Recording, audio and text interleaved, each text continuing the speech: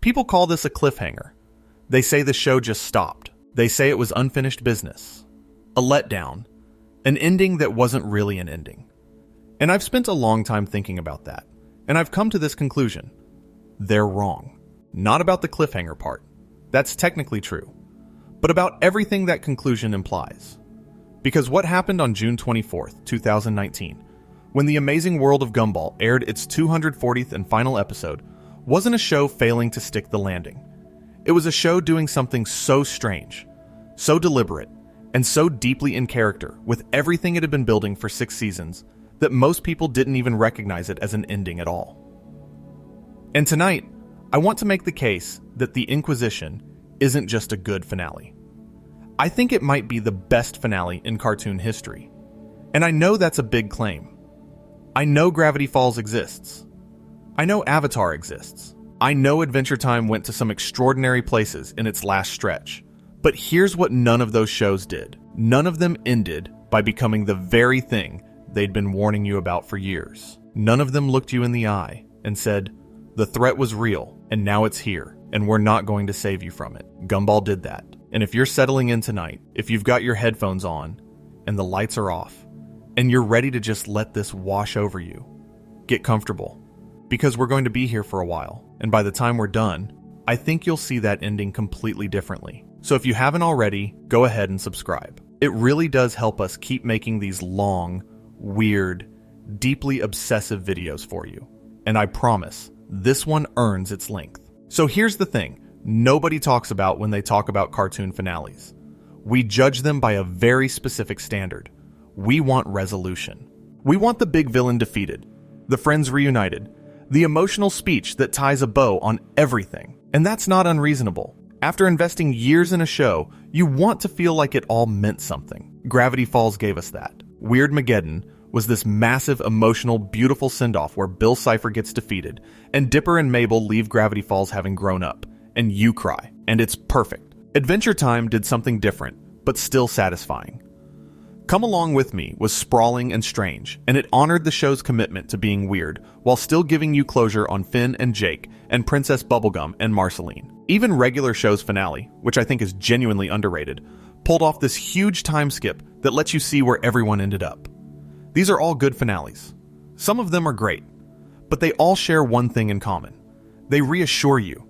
They say, this world you loved is going to be okay. The characters are safe. The story is done. You can let go. And Gumball looked at that tradition and said, no, we're not doing that. We're going to do the opposite. And the reason I think that's not just brave, but actually brilliant, is because of everything the show spent 6 seasons building underneath its comedy. Because here's what people forget about the Amazing World of Gumball. This isn't just a funny show. This is a show about a world that knows it's a show, and it spent years exploring what that means, what it does to the characters who live in it, and what happens when the machinery of fiction starts to break down. And the Inquisition is the moment all of that comes home. But to understand why, you need to understand how we got there. And that means going back. Way back. It. The Amazing World of Gumball premiered on May 3rd, 2011 on Cartoon Network, with a sneak preview of the DVD.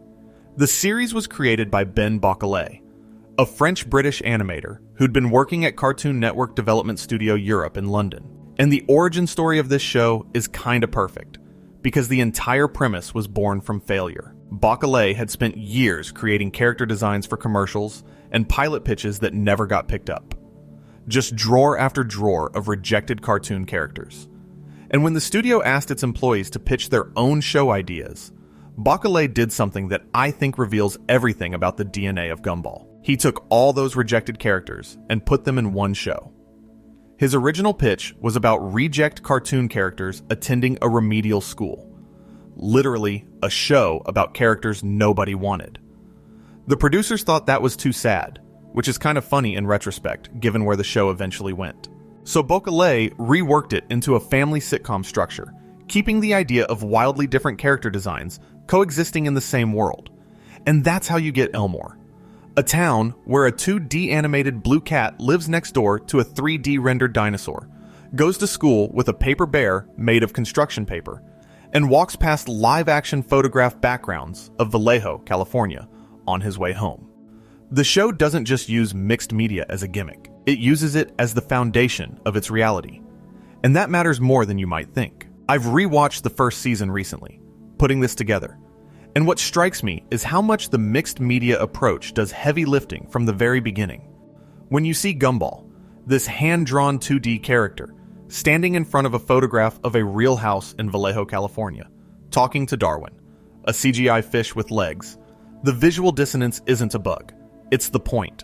The show is telling you from frame one that this world operates on different rules, that different kinds of existence can share the same space. And look, in season 1, that's mostly just a visual joke.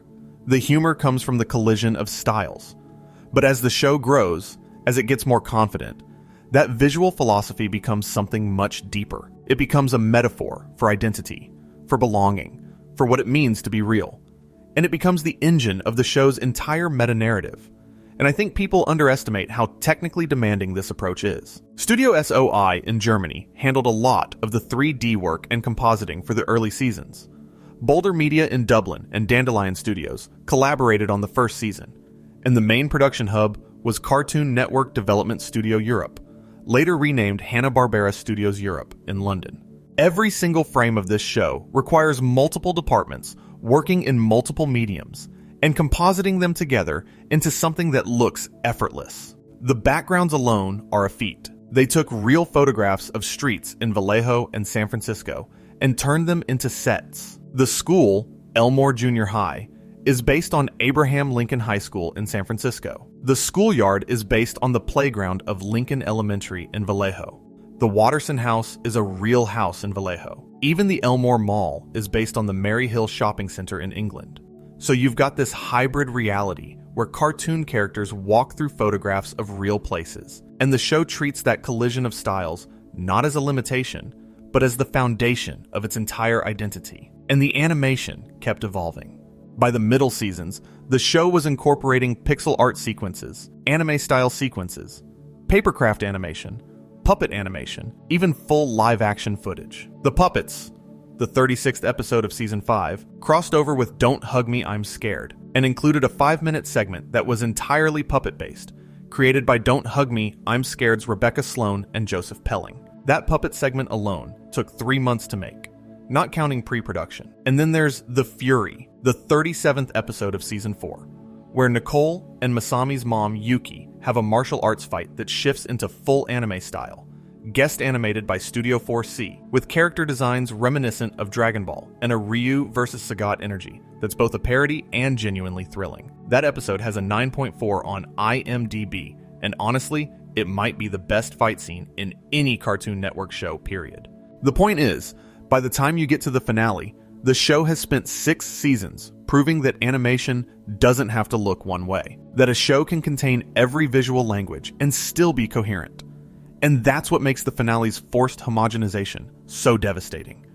When Superintendent Evil turns everyone into the same art style, he's not just changing how they look, he's undoing the show's entire artistic philosophy. But let me not get too far ahead of myself, because before we can talk about the void, antidote, and the existential crisis at the heart of the Inquisition, we need to talk about the show's slow evolution from sitcom to something genuinely unprecedented. And that evolution is one of the most impressive things in modern animation. Season 1 of Gumball is good. It's funny, it's charming, it's visually inventive, but it's largely episodic.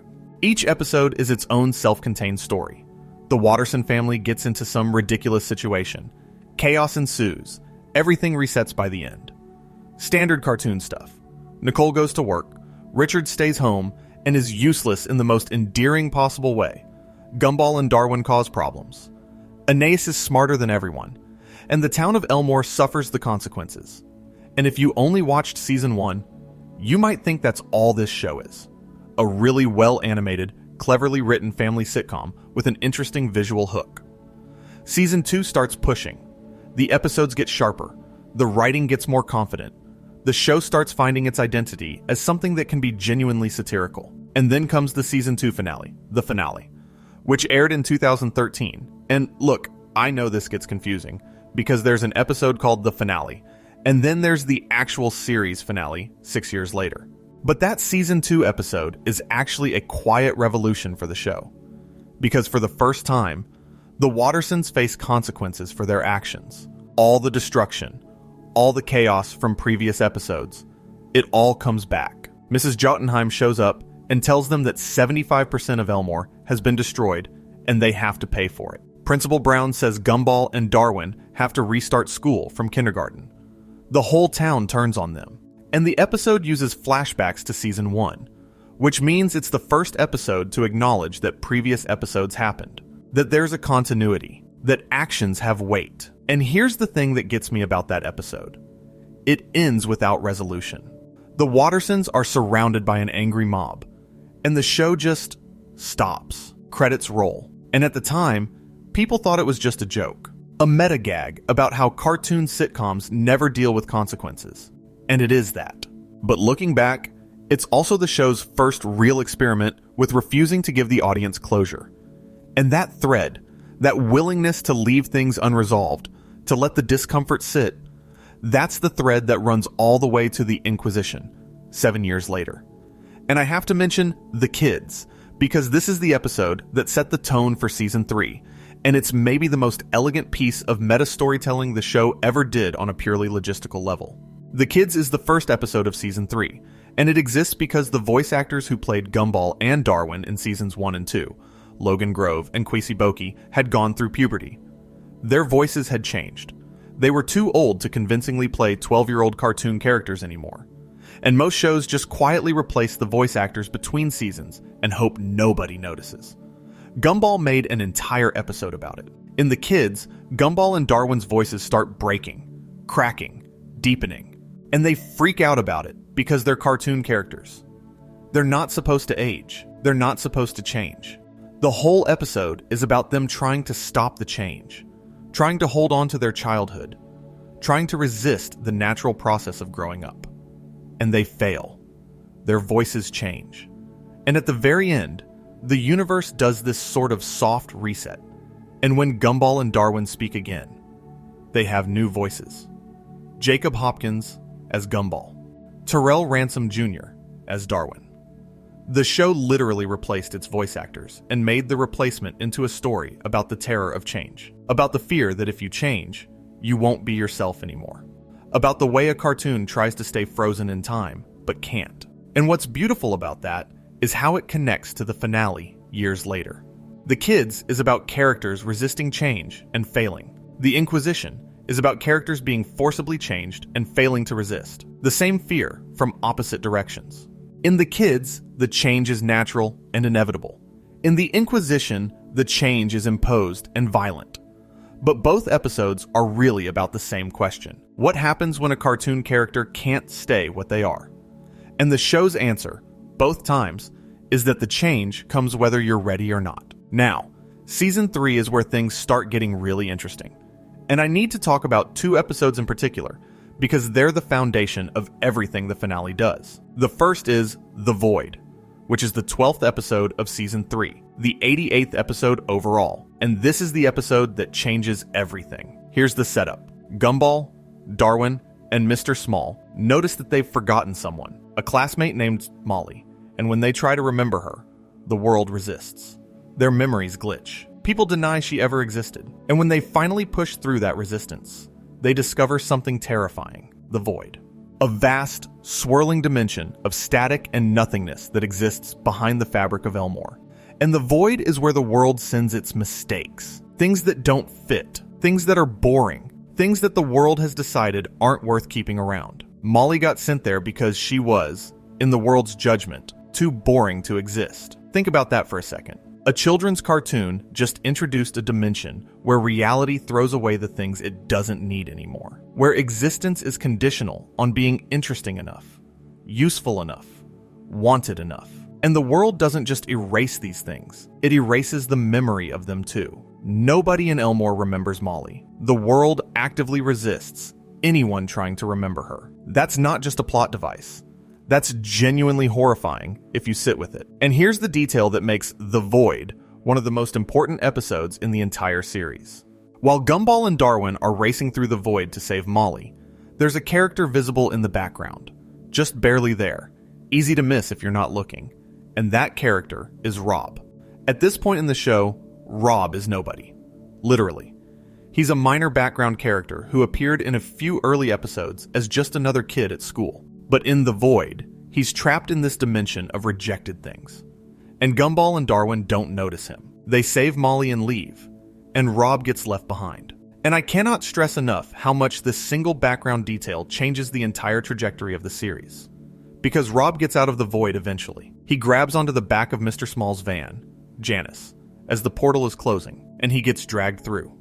But the void doesn't let him go clean. He comes out disfigured, broken. His body is glitched, corrupted, like a character model that didn't render properly. He has no memory of who he was. And that's when we get The Nobody, which is the 36th episode of Season 3. And this episode, honestly, this is one of those episodes I think about at random moments and just start smiling, but in a sad way, because what it does to Rob is devastating. In The Nobody, the Wattersons discover that someone has been living in their basement. Things have been going missing around the house.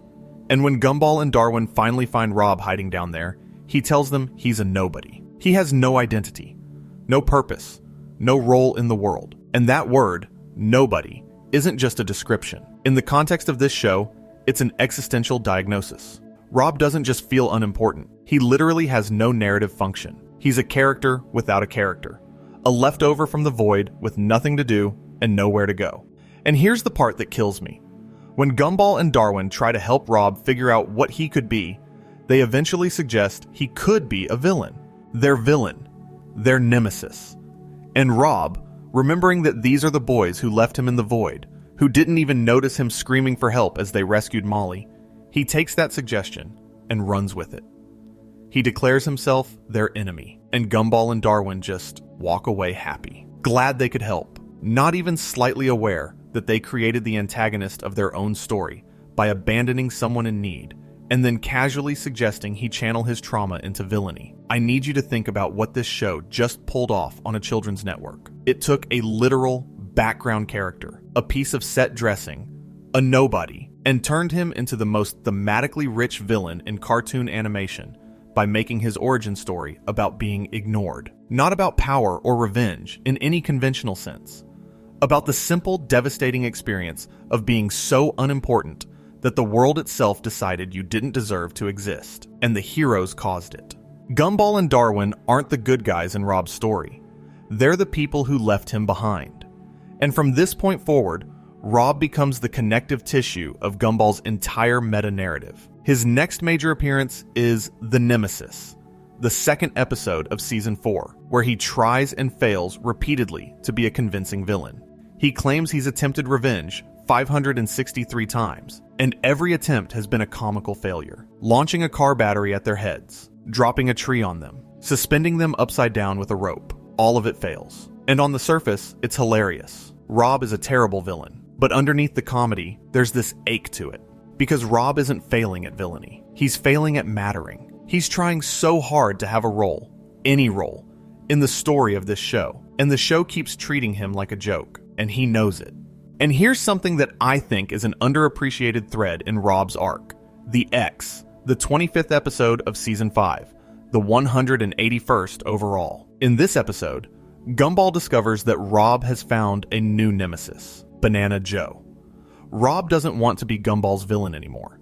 He's moved on. He's chosen an easier target, someone who's simpler to hate, someone who doesn't require the emotional investment that Gumball does. And Gumball reacts to this the way you'd react to an ex-partner dating someone new. He's jealous.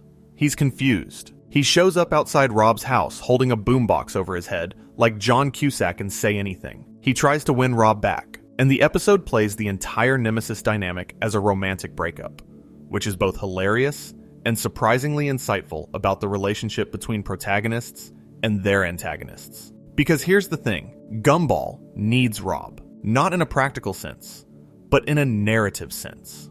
Without a nemesis, Gumball is just a kid who causes problems. With a nemesis, he's a protagonist with stakes. Rob gives Gumball's story weight and tension and direction. And when Rob leaves, when he says, "I don't want to be your enemy anymore," Gumball feels that absence. He feels less important, less interesting, less necessary, which is exactly what Rob felt when the void decided he didn't matter. The show is doing this incredibly sophisticated thing where it explores how narrative roles create codependent relationships. The hero needs the villain to be a hero. The villain needs the hero to be a villain. And underneath both roles are just people, just characters, trying to matter in a world that treats their existence as contingent on their entertainment value. The X is a comedy episode. I laughed out loud watching it. But it's also quietly devastating, because it's the show admitting that even its conflicts are a form of survival.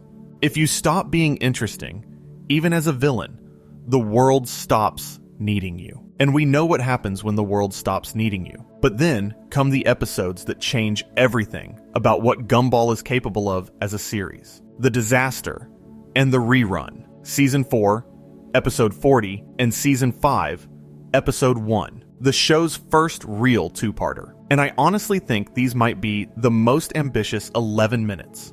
Well, 22 minutes combined in Cartoon Network history. Rob gets his hands on a universal remote control from the Awesome Store. And this isn't just any remote. This thing controls reality. It can pause time, rewind events, fast forward through moments, open portals to the void, change the soundtrack, even add subtitles. And the smartest thing about this device is that it's not treated as magic. It's treated as a production tool. The remote control is essentially a TV remote, and Rob is using it to edit the show he's trapped in.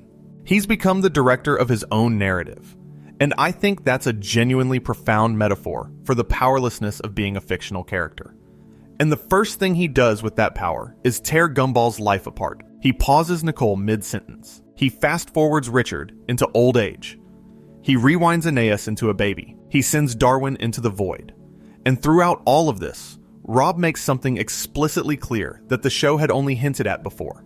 He knows they're all in a show. He knows their world is fictional. He says it out loud. And he tells Gumball that he deserves to be the star, that he wants his own spin-off, that he's tired of being the side character in someone else's story. And you know what? He's right. I mean, from a narrative perspective, Rob's complaint is entirely valid. He was a background character who got thrown away by the world's own quality control. He survived by pure determination, and instead of anyone caring, the protagonist turned him into a villain for convenience. Rob's anger isn't irrational. It's the most rational response possible to finding out your entire existence is someone else's entertainment. The two-parter ends with Rob rewinding time and destroying the remote, undoing all the damage. And some people read that as a redemption. But I actually have a theory about this that I've never seen anyone else bring up. I think Rob destroys the remote not because he has a change of heart, but because he realizes that even with godlike control over reality, he still can't escape the structure of the show. He can edit it, but he can't leave it. The remote lets him rearrange the furniture, but the house is still a cage. And that realization, that even power over reality isn't the same as freedom from fiction, that's what drives everything Rob does from this point forward, including his plan in the Inquisition. But before we get there, I need to talk about something else the show was building during this same period. Because Rob's story is the most visible thread in Gumball's meta-narrative, but it's not the only one. The show was simultaneously developing this beautiful, terrifying idea about the nature of Elmore itself, and it did it through one of the most unlikely characters in the cast, Banana Barbara. Banana Barbara is Banana Joe's mom. She's a banana. She paints. And in The Oracle, which is the 31st episode of Season 3, Gumball, Darwin, and Anais discover that her paintings predict the future. Every single painting she's ever made has come true. They depict events before they happen, and nothing can prevent them from happening. Gumball spends the entire episode trying to prevent one of her prophecies from coming true, and his attempts to avoid it are exactly what cause it to happen. Classic self-fulfilling prophecy stuff. But here's the detail that makes my skin crawl. At the end of The Oracle, Banana Barbara paints one final picture, and it shows the entire Watterson family trapped inside the void. That painting hangs over the rest of the series like a sentence waiting to be carried out. It's not mentioned in every episode. It doesn't become a constant plot point, but it's there. And when we get to the future, the 34th episode of Season 6, 230th overall, the show finally addresses it directly. Rob kidnaps Banana Barbara because he's figured out that her paintings don't just predict the future. They might be the only genuine prophecy in Elmore. And when Barbara tries to paint what comes next, she can't. Her canvas fills with static. And she says one line that breaks through the fourth wall so hard, it leaves a crack. There is no future. On the surface, that's a joke about the show being in its final season. Haha, the show's ending. There's no future. But in the context of the void, in the context of everything the show has established about Elmore being a world that erases the things it doesn't need, that line is a death sentence. Barbara isn't saying the show is ending. She's saying the world is ending. The void isn't just a dumping ground for Elmore's mistakes. It's coming for everything. And I think this is the moment where you need to decide what kind of show you think Gumball is. Because if you think it's just a comedy, if you think the meta stuff is just clever jokes and winks at the audience, then yeah, the finale is going to seem like a cliffhanger that goes nowhere.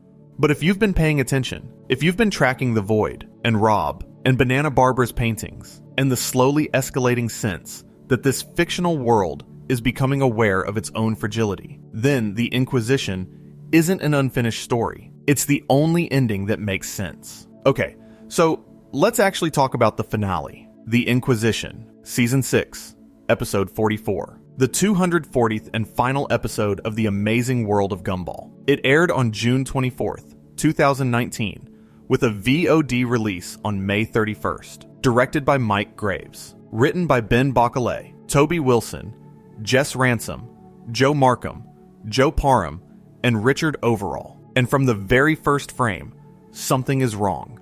A live-action man appears at Elmore Junior High. This is already unprecedented. I mean, the show uses photographic backgrounds and the occasional live-action element for comedy. But this is a real human being walking through the halls of an animated school. His name is Superintendent Evil. And yes, that's his actual name, which is exactly the kind of joke this show would make, giving the villain a name so obvious that nobody takes it seriously. He arrives to stamp out cartoonish conduct. He's there to normalize the school, to make everything and everyone conform to a single, consistent, realistic standard. And the way the show visualizes this is one of the most unsettling things I've ever seen in animation aimed at children. Superintendent Evil starts transforming the students into humans, not the mixed media, wildly different animation styles that make Gumball what it is. Humans. Consistent, uniform, human-looking characters. Masami, the Cloud Girl, becomes a human girl. Tina, the T-Rex, becomes a human girl. Tobias, Sussy, Juke, Rocky, Ocho, Banana Joe, Sarah, Penny, Leslie, Mr. Small, Anton, Bobert, Idaho. 15 characters transformed. Their individuality, their artistic diversity, their very nature as different kinds of animated beings, all of it stripped away and replaced with one standardized look. And I need you to understand what this means in the context of a show built on mixed media. The amazing world of Gumball's entire visual identity is that no two characters look like they belong in the same show. That's the founding principle. That's what Backlash built when he took all those rejected character designs and put them in one world. A 2D cat next to a 3D fish, next to a paper bear, next to a real photograph. And Superintendent Evil is erasing that. He's imposing uniformity on a world that was beautiful, specifically because of its chaos. And then the show does something that genuinely made my jaw drop the first time I saw it. Masami, already transformed into a cartoon human, is put into a machine for the next stage of transformation. And her cartoon hand peels away to reveal a live-action hand underneath. Her cartoon eyes open to reveal live-action eyes. Real human eyes. The animation is literally being removed from an animated character, layer by layer, to reveal a real person underneath. I've watched a lot of cartoons, and this might be the most existentially terrifying thing I've ever seen in one aimed at kids. Because it's not just a visual gag. It's a visualization of everything the show has been exploring for 6 seasons. The boundary between fiction and reality. The question of what happens when a cartoon world tries to become something it's not. The fear that individuality and imagination are being stripped away in favor of something standardized and normal. And look, after The Inquisition aired, a lot of critics and fans picked up on the allegory. Slash Film published an article about how the finale predicted the animated purges that were about to hit streaming platforms. HBO Max would go on to remove 37 titles, most of them animated, including Gumball contemporaries like Infinity Train, OKKO, and Summer Camp Island.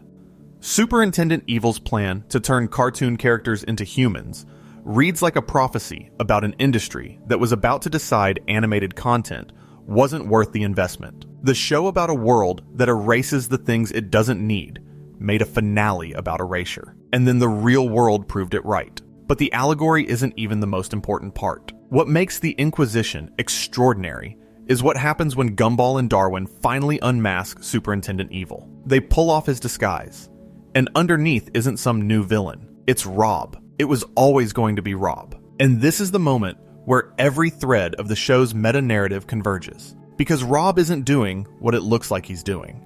When the characters confront him, when they ask him what the hell he's been doing transforming everyone, Rob is frantic, desperate, and he says something that reframes his entire character arc. He says he was trying to save them. That transformation into humans was their only chance of escaping to the other place. That what's coming is worse than anything he's done to them. And he's right. The floor breaks open. Static pours in. The void. The dimension that has been lurking beneath Elmore since The Void in Season 3. The dimension that swallowed Molly and nearly swallowed Rob and has been prophesied in Banana Barbera's paintings for years. It's here. It's not a background threat anymore. It's consuming the school. The ground disintegrates. Reality itself is coming apart. And Rob, the character who escaped the void once before, the character who has been trying to warn everyone about this exact moment, he falls. He loses his grip. He looks up at the crumbling world and says two words. It started. Freeze frame. Credits. And I know that sounds like the show just stopped. I know that feels like an ending that isn't an ending. But I want you to think about what just happened from a storytelling perspective. Because what Gumball did in that final frame is something I've never seen another cartoon do. It didn't give you a hero's triumph. It didn't give you a tearful goodbye. It gave you the consequence. The thing the show had been warning you about since Season 3 finally happened, and the show trusted you enough to let it happen without softening it. And here's where my thesis really kicks in. Here's why I think this is the best finale in cartoon history. Because The Inquisition is the only cartoon finale I know of where the ending is thematically perfect, because it refuses to be narratively satisfying. And those two things, thematic perfection and narrative satisfaction, are almost always treated as the same thing. Gravity Falls gives you both. Adventure Time gives you both. But Gumball makes you choose. And it chooses truth over comfort.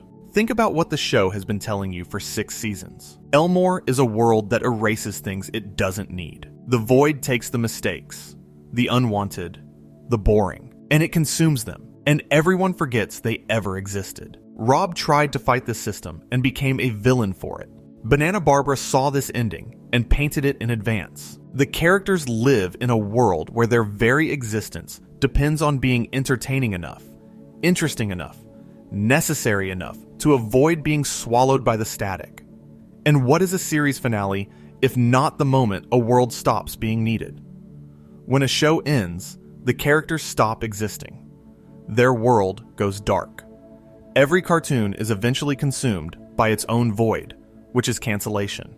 And most finales try to deny this. They give you a happy ending and a sense of closure so you don't have to think about the fact that these characters you love are about to stop having new adventures. They create the illusion that the story continues even after you stop watching. And that's fine. That's a perfectly valid choice. But it's a lie. A kind lie, but a lie. Gumball doesn't lie. The Inquisition says, this world is ending, and there is no escape. The void is here. The static is consuming everything. And Rob, the one character who saw it coming, who tried to save everyone in the only way he could think of, turning them into something that could survive in the other place. In reality, he's the first one to fall. The character who fought hardest against the machinery of fiction becomes its first victim. And I think that's devastating. And I think it's perfect. Okay, I want to take a step back here because I realize I've been building this argument in one direction. And I want to be honest about the counter arguments. Because I'm not pretending there isn't a case against the Inquisition as a finale. There absolutely is. And I've heard all of it. So let me address the biggest criticisms head on, because I think the answers only make the finale stronger. The first and most common criticism is simple. It's a cliffhanger. It doesn't resolve anything. And yeah, on a plot level, that's true. We don't find out what happens to Elmore. We don't know if Gumball and Darwin survive. We don't get a scene of the family together one last time. If you came into the finale expecting the show to wrap up its story in 11 minutes, you walked away angry. And I understand that.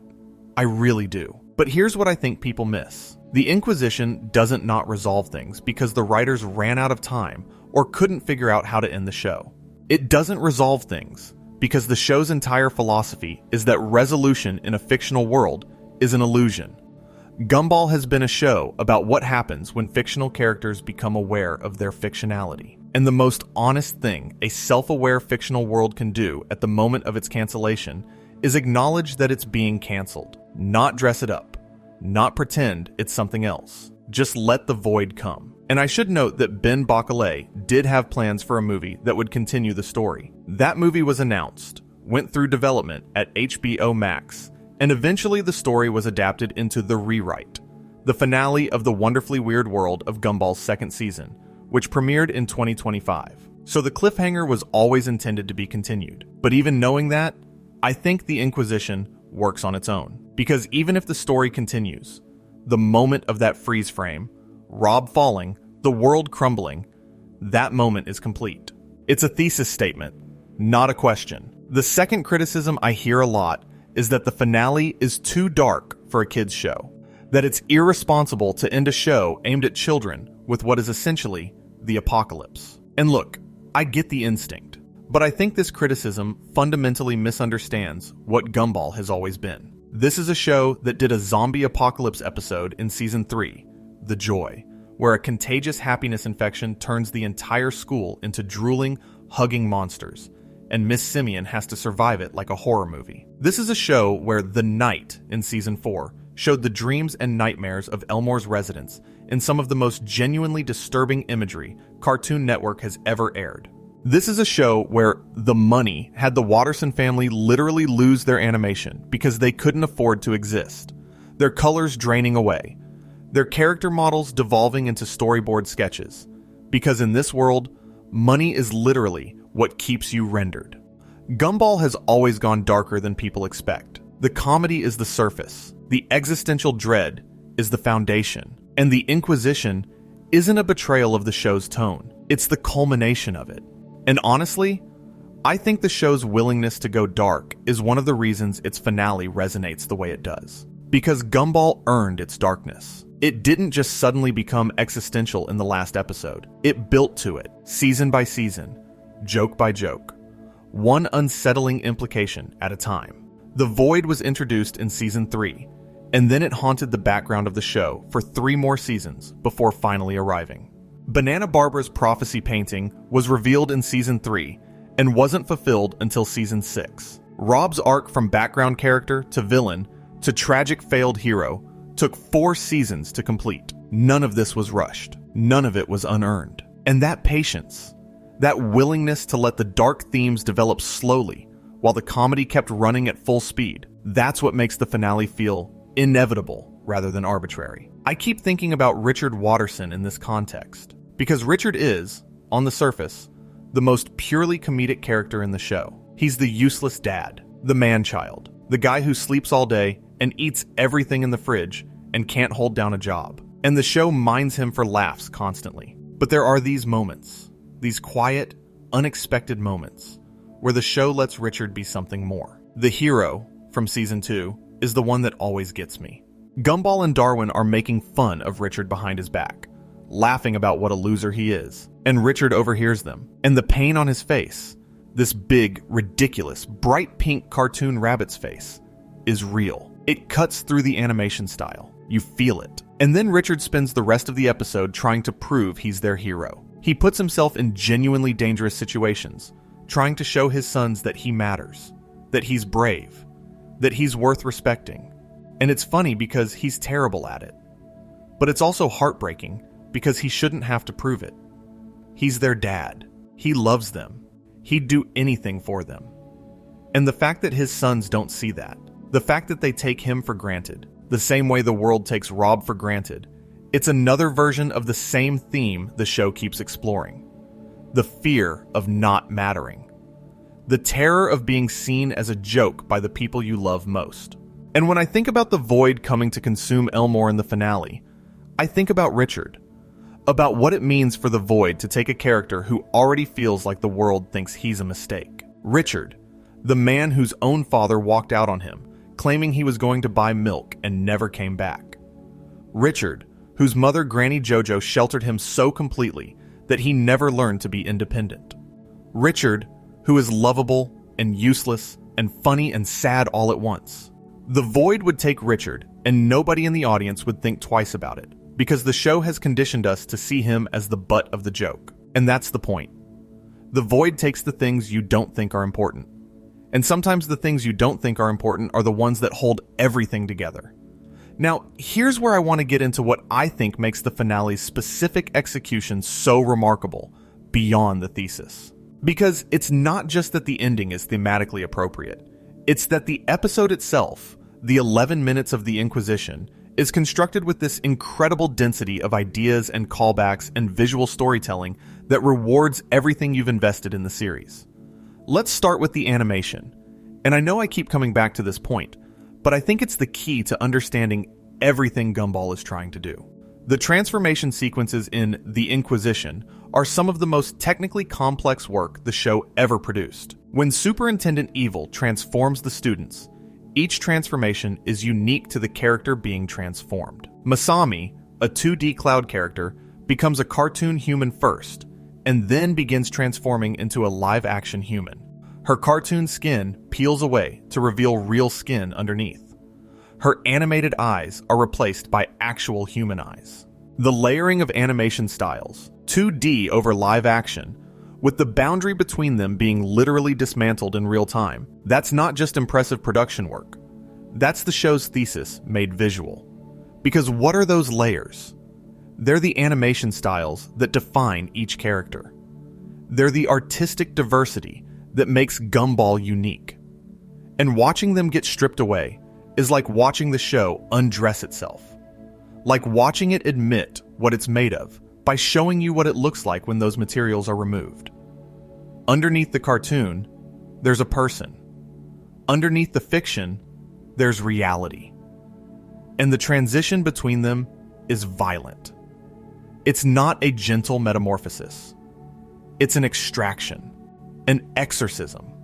The cartoon is being pulled out of the character like a tooth. And think about what that means for Gumball specifically. This is a show where every character is animated in a different style because they were all rejected from different pitches. They're orphans from failed projects, given a home in Elmore, and Superintendent Evil's plan is to make them all the same, to erase their individual animation styles and replace them with one uniform human look. It's not just conformity, it's the destruction of everything that makes each character who they are. In a show built on creative diversity, the villain's plan is literally standardization. I've spent 4 hours mapping every visual element in those transformation sequences, and I keep finding new layers. The way the lighting changes when a character shifts from cartoon to human. The way the sound design drops the cartoon sound effects and replaces them with realistic ambient noise. The way the color palette desaturates. The show is performing its own death in real time, stripping away everything that makes it Gumball and replacing it with something ordinary. And the fact that this is presented as a horror, as something the characters are terrified of, as something worth fighting against, that's the show's final love letter to animation itself. But then there's Rob, and I want to spend some real time here because I think Rob's arc in The Inquisition is the single most emotionally complex thing the show ever did, and it happens in the last 3 minutes. Throughout The Inquisition, Rob is disguised as Superintendent Evil. He's the one transforming the students. He's the antagonist. And when Gumball and Darwin unmask him, When they see it's Rob behind the live-action disguise, the moment plays as a villain reveal. Rob has been doing villain things. He's been transforming people against their will. He's been removing their cartoon nature and turning them human. On the surface, it's the same Rob we've seen since The Nobody. The Nemesis doing Nemesis things. But then Rob wakes up alone on the school floor after being knocked out. And what he says changes everything. He's not gloating. He's not threatening. He's panicking. He says he was trying to save them. He says transformation was their only hope of escaping to the other place. He says the destruction of Elmore is imminent, and the only way to survive is to stop being a cartoon and become something that can exist in reality. And the tragedy is that he's right. The void comes. The ground opens. The static pours in, and everything Rob was trying to prevent begins happening exactly as he said it would. But nobody listened to him. They never listened to him, because Rob is the villain. That's his role. That's the narrative function he was assigned in The Nobody, when Gumball casually suggested he become their enemy. And once you're the villain, nobody takes your warning seriously. Nobody considers that you might be trying to help. The role you play in someone else's story becomes more real than your actual intentions. I think about this a lot, honestly.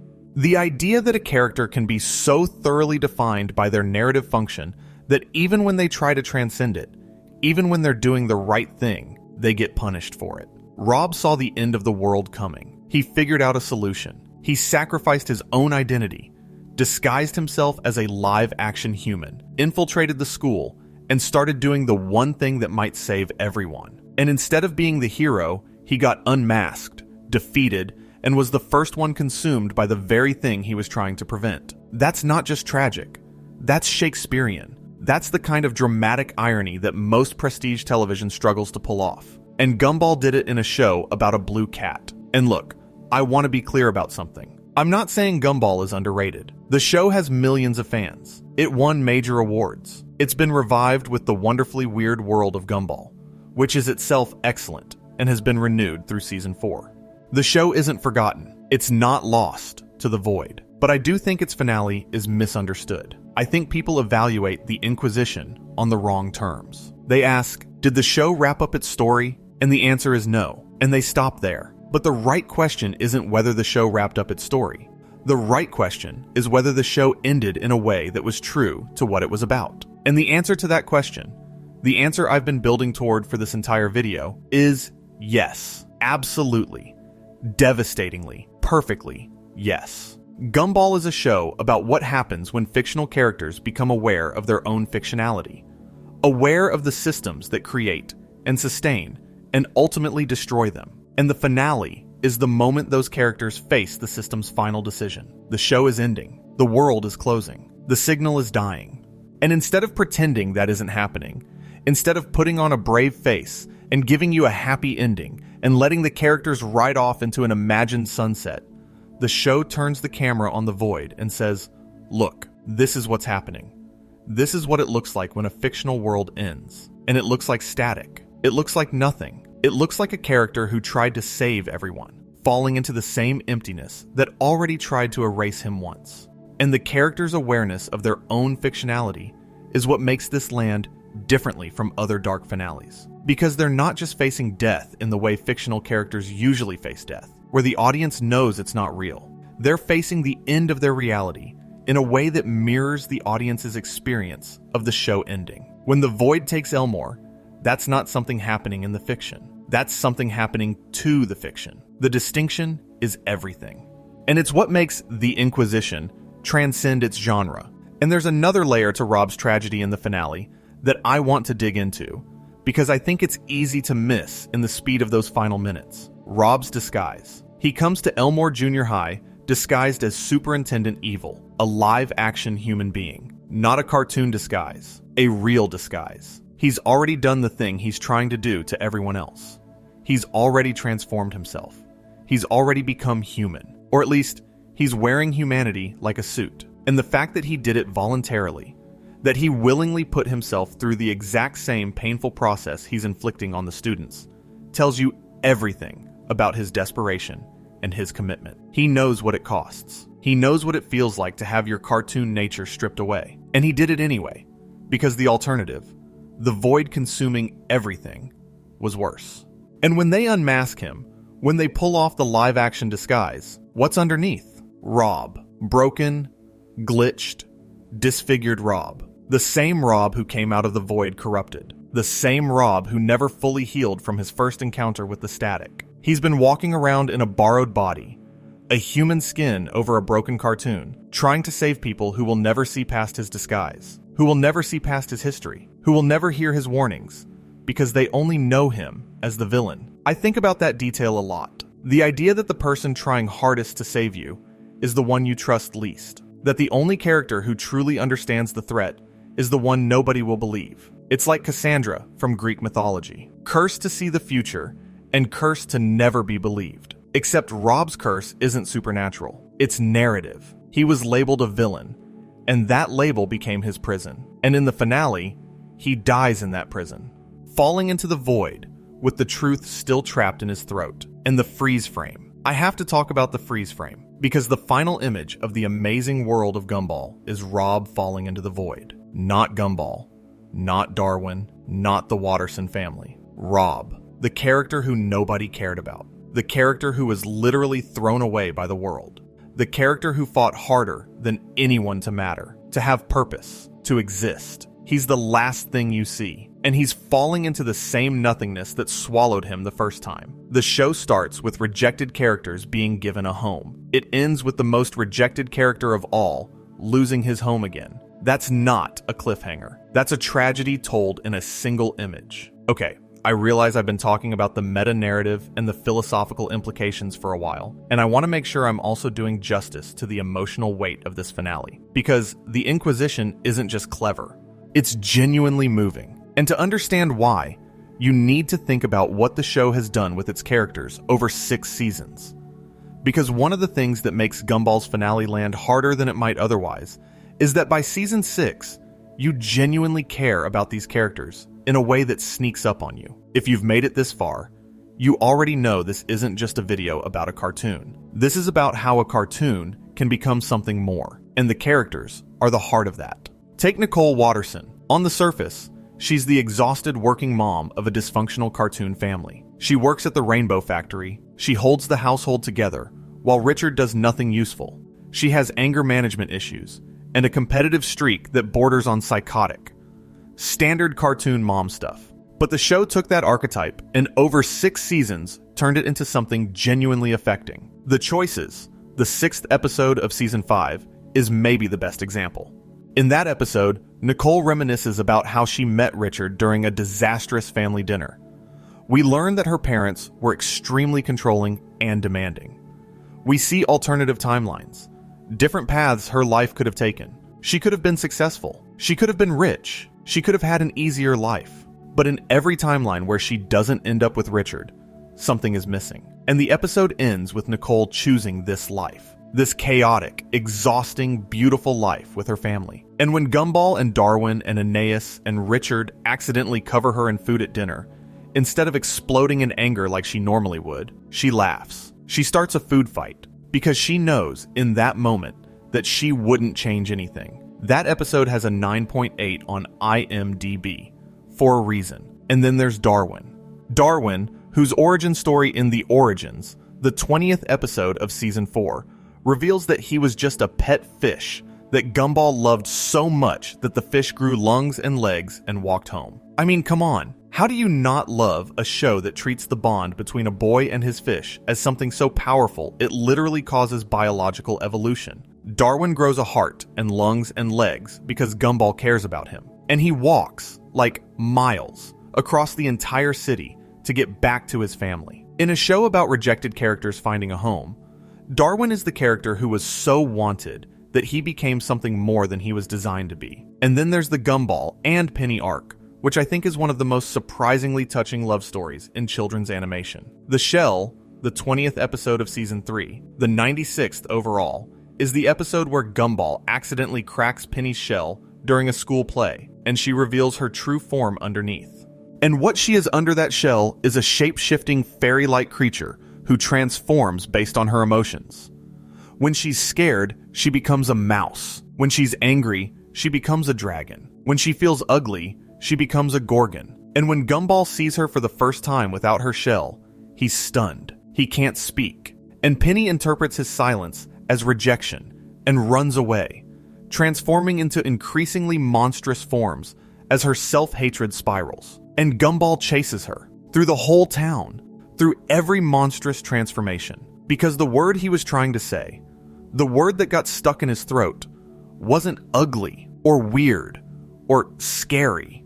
It was extraordinary. That's what she looked like to him. And when he finally catches up to her and tells her, she transforms into her true self, this glowing, beautiful, antlered fairy creature, and they kiss. And from that point forward, Penny walks around Elmore without her shell, changed, vulnerable, herself. The reason I bring all of this up in a discussion about the finale is that when the void starts consuming Elmore in the Inquisition, it's not just swallowing a fictional world. It's swallowing Nicole's choice to love her chaotic family. It's swallowing Darwin's miracle of being wanted so much he grew legs. It's swallowing the relationship that Gumball literally ran through fire for. It's swallowing the town that took all those rejected characters and gave them a home. And the show makes you feel that weight. It doesn't spell it out. It doesn't have a montage of greatest hits or a tearful speech about what Elmore meant. It just shows you the void opening and trusts that you understand what's being lost. 6 seasons of character development, 6 seasons of relationships and growth and jokes and feelings, all of it balanced on the edge of that hole in the ground. And then the credits roll. That's why it hits different from other finales. Gravity Falls tells you everything's going to be okay. Adventure Time shows you the future, where everyone finds peace. Gumball shows you the abyss and says, I told you this was coming. I've been telling you since season 3. You just weren't listening. And honestly, neither were the characters. And you know, while we're on the subject of the show earning its emotional weight through character work, I want to talk about Anais for a second. Anais Watterson, the 4-year-old genius bunny who is smarter than every other member of her family combined. She's the youngest Watterson, and the show gives her this fascinating role as the person who sees everything clearly, but can never quite get the rest of the family to listen. And The Rival, the first episode of season 6, the 197th overall, tells her origin story in this gloriously dark way. We flash back to when Anais was born, and baby Anais is essentially a supervillain.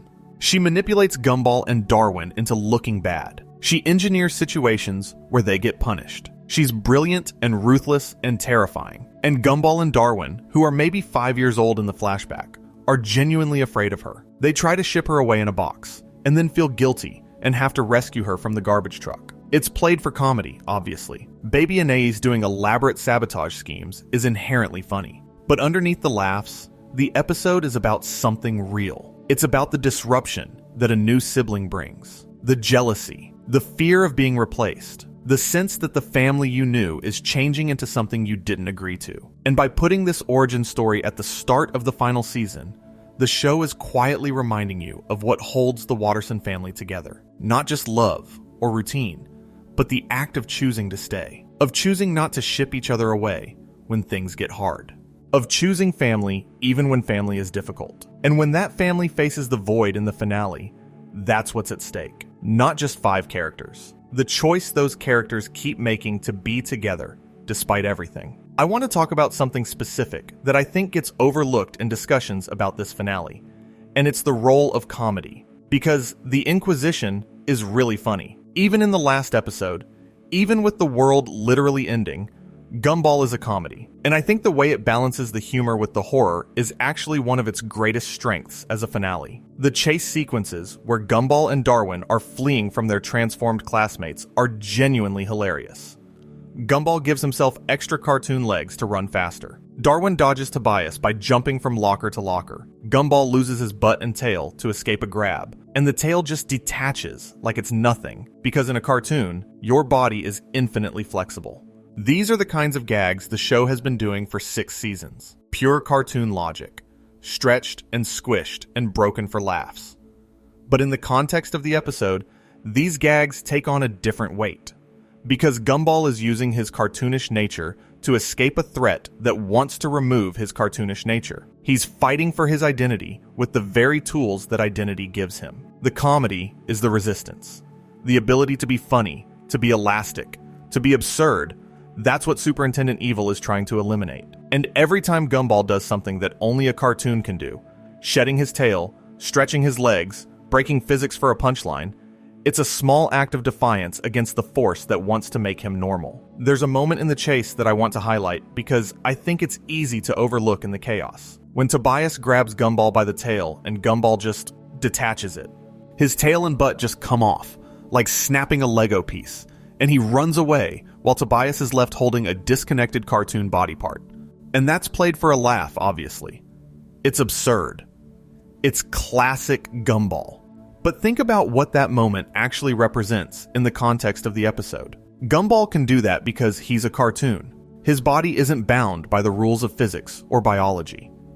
He can lose a body part and keep running because in his world, cartoon logic says you can survive anything. And the entire point of the Inquisition is that someone is trying to take that away. Superintendent Evil wants to make them human, wants to make them subject to real-world physics, real-world limitations, real-world vulnerability. In a world where Gumball can't detach his tail to escape, he'd be caught. In a world where cartoon logic doesn't work, the characters can't survive the things that happen to them every episode. Every Gumball episode depends on the characters being able to bounce back from impossible violence and chaos. And the finale's villain wants to remove that ability, wants to make the violence real, wants to make the falls hurt, wants to make the characters mortal. And I think that's something the show understands intuitively, that a lot of discussions about it miss. Comedy isn't separate from the serious stuff in Gumball. Comedy is the serious stuff. The ability to be funny, to be silly, to not take yourself too seriously. That's presented as a form of existential freedom. The characters who can be cartoons, who can break the rules of reality for a laugh, they're the ones who are free. And the threat of the finale isn't death in the conventional sense. It's the death of being able to be ridiculous. It's having your humor extracted like a tumor. You know what's funny is, I've been thinking about this for weeks now, and I keep coming back to one specific detail in the transformation scenes. When the characters are turned into humans, they're not turned into realistic humans. They're turned into cartoony humans. A sort of simplified, generic human character design that looks like it could be from any animated show. And then the next step, the one we see beginning with Masami, is to turn them from cartoon humans into actual humans. Live action. Real. So there are two stages of erasure. First, you lose your individuality. Your unique animation style gets homogenized into a single generic cartoon look. And then, you lose your cartooniness entirely. You become real. And what's left when you're real? Well, you're a person. But you're not the person you were. You're not the cloud, or the T-Rex, or the cactus, or the banana. You're just someone. And in a show where identity is literally tied to animation style, where being a certain kind of drawing is what makes you you, becoming real isn't an upgrade. It's annihilation with a body. And while I'm on the subject of what makes Gumball unique in animation history, I want to talk about something that I think connects to the finale in a way that isn't immediately obvious. The show's relationship with genre. Because Gumball isn't just a comedy. Over its run, it does horror, sci-fi, romance, thriller, action, musical, documentary parody, anime, video game adaptation, psychological drama, and experimental art film, sometimes in the same episode. And each time it shifts genres, it shifts its animation to match. The Joy, the 4th episode of Season 3, is a horror episode. The color palette shifts to washed out greens and yellows. The sound design becomes oppressive. The whole thing is shot like found footage, like the camera operator is documenting the infection as it spreads through the school. Miss Simeon, usually a comedic antagonist, becomes a genuine horror protagonist, barricading herself in a room and trying to survive. And the episode commits to the bit. It doesn't wink at the audience and say, "It's okay. It's just a cartoon." It plays the horror straight. The drooling, blank-eyed, happiness-infected students shambling through the halls are genuinely unsettling. And the episode aired on Cartoon Network, for children, in the afternoon. The Console, the 18th episode of Season 5, transforms the entire show into a JRPG. The animation shifts to pixel art. The characters become RPG sprites. The dialogue appears in text boxes. The soundtrack becomes chiptune. It's not just a reference to video games.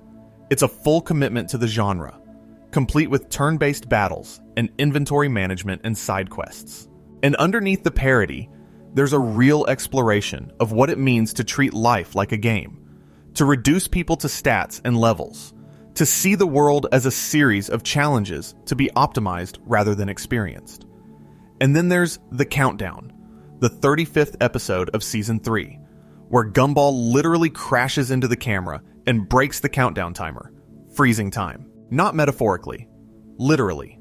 The show's own framework, its 11-minute runtime, becomes a plot element. Gumball and Darwin are stuck in frozen time because the episode's clock broke. They can't progress because the narrative machinery has jammed. And they can't fix it because the tools that run their world, the television equipment that broadcasts their reality, don't work when time is stopped. The show broke itself to tell a story about being broken. Each of these genre experiments is, in its own way, a rehearsal for the finale. They're all episodes where the show's normal structure gets disrupted or destroyed, where the cartoon logic fails, where something outside the character's control takes over and changes the rules. And every time, the characters survive. They adapt. They find their way back to being themselves. Until the finale. Until the one disruption they can't survive. Until the void comes and the genre shift isn't to horror or RPG or anime. It's to nothing. The genre shift of cancellation.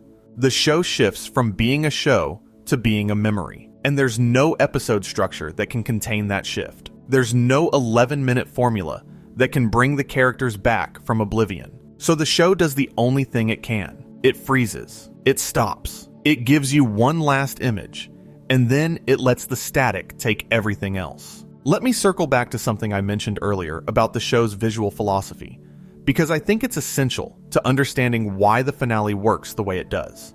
Ben Backlash has talked about how the mixed media approach wasn't just an aesthetic choice. It was a world-building choice. He wanted, in his words, a show without graphic unity, where you could put a 2D character, a 3D character, a stop-motion character, and a photograph in the same frame, and have it all work because the world accepted all of them. And that's Elmore, a town that accepts everyone, regardless of what they look like, what style they're drawn in, what medium they were created with. The show's animation is its social contract. You can be anything here. You can be a construction paper bear. You can be a pixel art video game character. You can be a realistic CGI cactus. You can be a felt puppet. You can be a cloud drawn in crayon. And Elmore will accept you. Elmore will find a place for you. And I realize I haven't talked enough about the Awesome Store, which is this beautiful little recurring element that ties into the finale in ways people don't always connect. The Awesome Store is this mysterious van that appears throughout the series selling strange, powerful items. It's where Rob gets the universal remote in The Disaster. It's where Sarah gets the reality rewriting notebook in The Shippening. It's this roving shop of narrative devices, quite literally selling the tools that let characters alter their own story. And after The Rerun, Rob takes over ownership of the store. He becomes the keeper of the items that can reshape reality. Which means that by the time of the Inquisition, Rob has spent time as the custodian of the most powerful narrative tools in Elmore. He knows what they can do. He knows they can change people, alter reality, rewrite the rules. And his plan in the finale, to transform the characters into humans using machines, that feels like it comes from his understanding of how reality in Elmore works. He knows it can be changed. He's seen it changed. He's done it himself. And this time, he's not changing it for revenge or to steal the spotlight. He's changing it to save lives. The former keeper of the Awesome Store, using everything he learned about bending reality, for the one purpose that nobody will let him fulfill. That's just really good writing. And the void is the negation of that contract. The void says, some of you aren't good enough. Some of you are mistakes. Some of you don't deserve to exist. The void is the world's quality control, and its standards are pitiless. It took Molly because she was boring. It took Rob because he was unnecessary. And in the finale, it comes for everything. The entire experiment of coexistence, of different kinds of beings living together in one space, all of it swallowed by the static. I think about what Backlash said about wanting a show without graphic unity, and I think about what it means when that show ends with the void consuming graphic unity. The show built a world where different looks, different styles, different ways of being animated were celebrated, and then it showed you what it looks like when that world ends, when the diversity is stripped away, when the static comes. And here's where I need to get a bit personal. And there's one more character moment I want to highlight before I get personal, because I think it's essential context for why the finale hits different when you know the show well. Penny Fitzgerald, Gumball's girlfriend, the shape-shifting fairy creature who broke out of her shell in The Shell and spent the rest of the series learning to exist without the protective covering she'd worn her entire life. Penny's arc is, to me, one of the most quietly beautiful things in children's animation. She goes from a character defined by what she hides behind to a character who shows the world everything. And her shape-shifting, the way she transforms into a dragon when she's angry, or a mouse when she's scared, or a gorgon when she's defensive, that's the show literalizing the way our emotions change, how we present ourselves. How fear makes us small. How anger makes us dangerous. How vulnerability makes us beautiful. And in the Inquisition, Penny is one of the 15 characters transformed into a human. Her shape-shifting nature, the thing that defines her, the thing that Gumball literally chased her across town to tell her was extraordinary, that gets erased. She becomes one uniform look. No more dragon, no more fairy, no more mouse, no more shifting between emotional states in real time.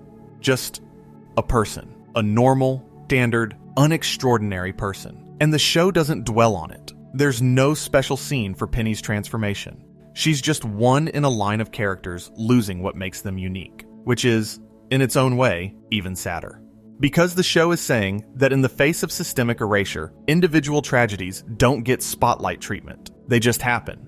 One after another after another. Assembly line dehumanization. The factory floor of conformity. And I think about Gumball watching Penny lose her true form. I think about what that must feel like for a character who ran through fire and monster transformations. To tell her she was extraordinary. To watch the thing you love most about someone get extracted because some authority figure decided it wasn't normal enough. I think about that, and then I think about the void opening, and I realize that the show is doing something incredibly layered in its final episode. It's not just ending a story, it's showing you, in compressed, urgent, heartbreaking detail, what the loss of diversity looks like at every scale. Individual, communal, existential. Penny loses her forms. The town loses its visual diversity. The world loses its existence. Same force, same void. Different magnitudes of the same erasure. I actually started rewatching Gumball as background noise a few years ago. I remember it was late, probably 1 or 2 in the morning, and I needed something familiar on in the background. I'd put it on while working, half paying attention, enjoying the jokes, and I didn't expect it to do anything to me. It was supposed to be comfort food. Quick, funny, easy. And for the first season or 2, it was. But somewhere around season 3, around the void and the nobody, I started paying closer attention. And by the time I hit the disaster and the rerun, I was sitting up, earbuds in, completely focused, going, okay, what is this show doing? Because no show should be able to pull off what Gumball pulls off. It shouldn't be possible to make a slapstick comedy about a blue cat family that also functions as a meditation on existential dread, narrative determinism, the nature of fiction, and the ethics of storytelling. And yet here we are. And the finale is where all of those threads come together in a way that I genuinely think is unprecedented. Let me give you one more episode that I think is essential context for understanding the finale, and it's one that doesn't get talked about enough. The Signal, Season 4, Episode 24, the 140th overall. In this episode, Gumball and Darwin notice that reality is glitching. Scenes jump. Dialogue cuts mid-sentence. Characters repeat actions or say things that don't match what's happening. And the cause turns out to be a television signal. Elmore's reality is literally being broadcast. And when the signal is poor, the world glitches. Think about what that implies. Elmore doesn't just exist as a fictional world within a show. Elmore is a broadcast. The character's reality depends on a signal being transmitted and received. If the signal degrades, their world degrades. If the signal stops, their world stops. They are, in a very literal sense, being kept alive by someone watching them, by an audience, by you. And that reframes the finale completely. Because what happens when a show gets canceled? The signal stops. The broadcast ends. And the Inquisition is the episode where the signal dies. The void. The static that has been lurking behind reality since season 3. It looks like television static. It sounds like television static. It is, on a visual level, what you see when a channel goes off the air. When the show ends, the static comes, and the characters are swallowed by it. That isn't a cliffhanger. That's a metaphor made literal. Now I want to spend some time with what I think is the most underappreciated aspect of Season 6 as a whole, because the Inquisition doesn't exist in isolation. It's the culmination of a final season that was doing something very specific and very deliberate with the show's meta-awareness. And understanding what Season 6 was doing makes the finale land even harder. Season 6 is, in many ways, the show's most experimental season. It includes episodes like The Vegging, which is the 4th episode and the 200th overall, where Gumball and Darwin simply refuse to participate in their own show. They sit on the couch and do nothing while increasingly absurd plot events happen around them. NASA warns them about a meteorite. A virus is unleashed. Aliens invade. And Gumball and Darwin just sit there, ignoring it all, because they've decided they don't want to be part of a narrative today. And the episode punishes them for it. Not with any conventional consequence. With something much weirder. Their couch starts glitching. It turns to static. It becomes a flat piece of painted cardboard. The show's own set dressing starts breaking down because the main characters are refusing to generate content. Elmore needs them to participate. The show needs them to participate. And when they don't, reality itself starts to degrade. That's the show telling you, explicitly, that the character's existence is dependent on performing their function, on being entertaining, on participating in the narrative.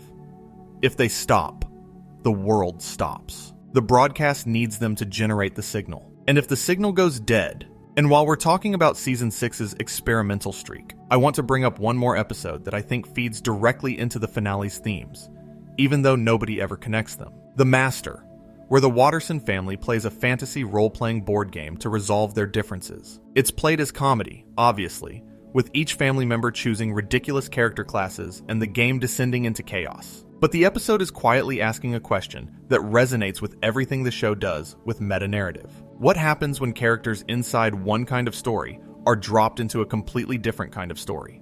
When the rules change around them, the Wattersons are cartoon characters forced to inhabit an RPG framework, and the dissonance creates both comedy and genuine insight about how identity is shaped by the narrative you're placed in. Sound familiar? Because that's exactly what the Inquisition does. It takes cartoon characters and forces them into a different narrative framework. Except in the finale, the new framework isn't a game they can walk away from. It's reality. And you can't quit reality. You can't flip the board and go back to being a cartoon. Once you've been made human, once the cartoon has been extracted from you, the old rules don't apply anymore. And that's the fundamental horror of it. Not transformation, permanence. The fear that the change can't be undone. And I think that's also connected to how the show handles its own relationship with change over 6 seasons. Because Gumball changes a lot between Season 1 and Season 6. The animation gets more refined. The writing gets darker and more complex. The voice actors change, twice, with Logan Grove and Kwesi Boki giving way to Jacob Hopkins and Terrell Ransom Jr. in Season 3, and then Hopkins giving way to Nicholas Cantu in Season 5, starting with The Copycats. The show's themes evolve from simple family sitcom gags to existential philosophical inquiries about the nature of fiction. And through all of those changes, the show maintains its identity. It stays Gumball. The changes make it better, deeper, more interesting, but they don't make it something else. And that's the difference between the changes the show embraces and the change the finale threatens. Natural evolution, voices deepening, writing maturing, animation improving. That's the kind of change that makes you more yourself. Forced homogenization, having your cartoon nature stripped away and replaced with one uniform style, that's the kind of change that erases you. The Inquisition is about the second kind. And the reason it's so frightening, even in a show aimed at children, is that the second kind of change happens in the real world all the time. Schools that demand conformity, industries that demand uniformity, cultures that demand sameness. The void isn't just coming for Elmore. It's a metaphor for every system that tells someone their difference is a problem to be fixed rather than a strength to be celebrated. Well, we know what happens when the signal goes dead. And then there's The Shippening, episode 14 of season 6, the 210th overall. Sarah finds a notebook from the awesome store that makes whatever she writes in it come true, and she uses it to write fan fiction, ship fiction, specifically. She pairs up various characters in romantic scenarios. And because the notebook is essentially a script that rewrites reality, the characters are forced to act it out. Gumball and Banana Joe become a couple. Darwin falls in love with a lamp. The whole town gets reshuffled according to one fan's imagination. But here's the detail that I think is genius. The notebook has the Cartoon Network logo on its cover. It's not just a magic notebook. It's a show Bible. It's the document that defines who these characters are, what they do, and how they relate to each other. And Sarah, by writing in it, is essentially taking over as showrunner. She's rewriting the series according to her own vision, and the characters have no choice but to comply. Because in this world, the script is reality, and reality is the script. Season 6 is full of these moments. Episodes that poke and prod at the boundary between the show and its audience, between the characters and their creators, between fiction and the infrastructure that supports it. And by the time you get to the Inquisition, the show has established, through dozens of episodes across 6 seasons, that Elmore is a world that exists only because it's being watched, created, and broadcast. A world that depends on imagination, diversity, and narrative to survive. And the finale is the moment where all of those supports give way. I want to come back to Rob one more time, because I've been building this argument about the finale being thematically perfect, and Rob is the key to why it's also emotionally devastating. Rob's full arc, from the void to the nobody, to the nemesis, to the disaster, and the rerun to the future, to the Inquisition, is this. He's a character who discovered that his world is fiction, that he's an expendable part of that fiction, and that the system that governs his existence considers him worthless. And his response to that discovery wasn't to give up. It was to fight. First against the characters who abandoned him, then against the structure of the narrative itself, and finally against the literal end of the world. And here's what breaks my heart about it. Rob's plan in the Inquisition is the most selfless thing any character does in the entire series. Think about what he actually does. He disguises himself as a live-action human, infiltrates the school as a fake superintendent, and starts transforming the characters into humans. Not because he wants to destroy them, not because he's being evil, because he's figured out that the void is coming, and the only way to save anyone is to change them into something that can exist outside of Elmore, outside of the cartoon, in reality, in the other place. He's not the villain of the finale. He's the hero. He's the only person who knows what's coming, and the only one trying to do anything about it. But because of the role he was assigned all the way back in The Nobody, because Gumball told him to be a villain, and the narrative locked him into that function, nobody believes him. Nobody trusts him. They treat his desperate attempt at salvation as an attack. They unmask him, defeat him, and leave him alone on the floor. And then the void comes, and he's the first one it takes. I genuinely think Rob is one of the best written antagonists in animation history. And I think the reason he doesn't get that recognition is because people watch Gumball expecting a comedy, and they don't let themselves feel the tragedy. But it's there. In every episode Rob appears in, there's this undercurrent of genuine pain. He's a character fighting against a system that decided he doesn't matter. And in the end, the system wins. Not because Rob wasn't smart enough or brave enough, but because you can't save people who don't want to be saved, especially when they think you're the threat. The show earned that ending. It earned it with years of careful, patient storytelling that built the void from a mystery in one season 3 episode into an existential certainty by the finale. It earned it by creating a villain who was actually a victim, who was actually a hero, who got treated as a villain because the story needed him to be one. It earned it by establishing, through dozens of meta episodes, that Elmore's existence is contingent on being broadcast, and that the end of the broadcast is the end of everything. And I think about the Banana Barbara painting from The Oracle, the one that showed the Watterson family in the void. That painting was made in Season 3. The show planted that prophecy more than 100 episodes before the finale. And in The Inquisition, as the void opens up beneath the school, you realize that painting wasn't a warning. It was a spoiler. Barbara saw the ending before anyone else.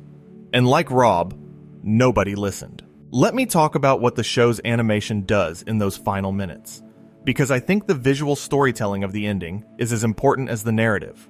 When the void opens, the show doesn't cut to a wide shot of destruction. It stays close. You see the floor crack. You see the static pouring through the cracks like water. You hear the sound design shift from Gumball's usual bright, poppy cartoon sounds to something low and ominous and wrong. And the static, the literal visual static, it looks like television interference, like the signal is degrading, like someone is changing the channel. And when Rob falls, the camera follows him, not from a distance, from his perspective. You see his face, you see his one eye wide with terror, and then the screen freezes. Not a gentle fade to black, not a slow zoom out, a freeze frame, hard and sudden and permanent, like someone hit pause on the remote and never hit play again. That freeze frame is the visual equivalent of the last page of a book. After it, there is nothing. No post-credits scene, no hint about what comes next, just silence. And then the credits, and then the end of the signal. It's the show performing its own death as art, and I have never seen another cartoon do anything like it. And there's something else I want to address here, because I think it's important to the argument I'm making. People sometimes say that the finale doesn't work because The Inquisition is just one 11-minute episode, that the show should have had a proper 2-part or movie-length finale like other shows. And I understand that criticism, but I actually think the brevity is part of what makes it effective. Here's what I mean. When Gravity Falls ended with Weirdmageddon, it was a 3-part event, over an hour of television dedicated to wrapping up the story. Adventure Time's Come Along With Me was a 44-minute special. These finales had room to breathe. They could build to their emotional moments, provide resolution for every character thread, and give the audience time to say goodbye. The Inquisition doesn't have that luxury. It's 11 minutes.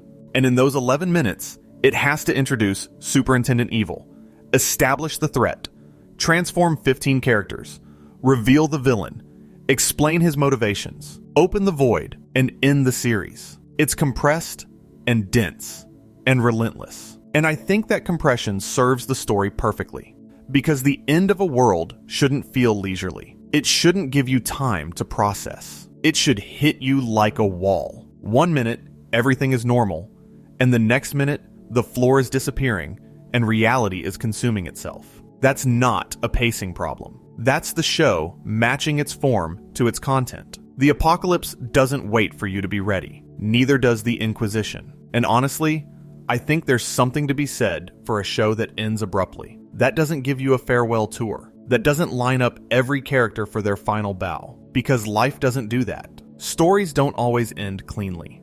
And a show that spent 6 seasons interrogating the nature of fictional storytelling, that questioned whether narrative conventions like happy endings and clean resolutions are honest or just comforting, that show ending without a clean resolution is the most honest thing it could do. It's practicing what it preaches. It's living, or dying, by its own philosophy. On September 6th, 2016, Backlash announced that the series would end after Season 6. That's more than 2 years before the finale aired. The creative team knew the end was coming. They had time to plan, and they chose this. They chose the void. They chose the freeze frame. They chose to end on Rob falling. That wasn't an accident or a failure of planning. It was a deliberate artistic choice by a team that could have done anything for their finale and chose the one thing that would make people argue about it for years. And here we are, years later, still arguing, still talking, still thinking about it. I'd say the choice worked. I should acknowledge at this point that the wonderfully weird world of Gumball exists. The revival series premiered on Hulu on July 28, 2025, and it's been renewed through seasons 3 and 4. The second season's finale, The Rewrite, which premiered in December 2025, directly addresses the cliffhanger of the Inquisition and resolves the Void storyline. That episode won the Annie Award for Best TV/Media for Children at the 53rd Annie Awards, which tells you something about how the creative team handled the resolution. But here's why I think the Inquisition still stands on its own as the best finale in cartoon history, even with The Rewrite existing. Because the revival is a continuation. It's a new chapter. The Inquisition was written and aired as an ending, and as an ending, it does something that no amount of continuation can undo. It gives you the moment of the fall, the moment before resolution, the moment of maximum tension and maximum meaning. And that moment, Rob falling, the void consuming, the signal dying, that moment is permanent. The Rewrite might tell you what happens after, but the Inquisition lives in the during, and the during is where all the meaning is. It's like this. You can tell me that Hamlet doesn't really end with death because there are other plays. That doesn't change what the fifth act does to you while you're in it. The Inquisition is Gumball's fifth act, and it's staggering. I want to talk about something that I think connects Gumball's finale to a larger conversation about what we expect from endings in animation. Because I think the reason The Inquisition was so divisive when it aired is that it violated an unspoken contract between animated shows and their audiences. And I think violating that contract was the bravest thing the show ever did. The contract goes like this. Animated shows for children are supposed to leave you feeling good. They're supposed to resolve their conflicts, reassure their audiences, and send you off with the feeling that these characters and their world will continue to thrive even after you stop watching. That's the deal. You give us your attention, and we give you comfort. And every beloved cartoon finale in recent memory honors this contract. Gravity Falls honors it beautifully. Adventure Time honors it in its own weird way. Steven Universe, Regular Show, The Owl House, they all, in their final moments, tell you it's going to be okay. Gumball breaks the contract. The Inquisition does not tell you it's going to be okay. It tells you the opposite. It tells you the world is ending. The hero is too late, and the character who tried hardest to prevent it is the first one to fall. And it does all of this in a show aimed at children aged 7 and up. And I think that's actually more respectful to kids than the alternative. Because kids understand darkness. They understand that stories can be scary and sad. They understand that sometimes things don't work out. And they understand, on some level, that their favorite shows are going to end. What they don't understand is being lied to. And every finale that pretends the characters will be fine forever, that nothing bad will happen after the credits roll, that the world continues in some imagined happy future, that's a form of lying. A kind lie. A gentle lie, but a lie. Gumball tells the truth. It says, this world depended on you watching it. And when you stop watching, it stops existing. The signal dies. The static comes. And the characters you love are swallowed by the same nothingness that awaits every fictional world when its story is done. That's not depressing. That's honest. And it makes every minute you spent in Elmore more precious, not less, because the show acknowledged that those minutes were finite, that they mattered because they ended. If you're watching this late at night, and I know some of you are, because that's kind of the whole point of these videos, I want you to sit with that for a moment. Think about the shows you loved as a kid. Think about the ones that ended, and you moved on, and you forgot about them. Think about how those shows' worlds went dark, and nobody noticed. That's the void. That's what Gumball is talking about.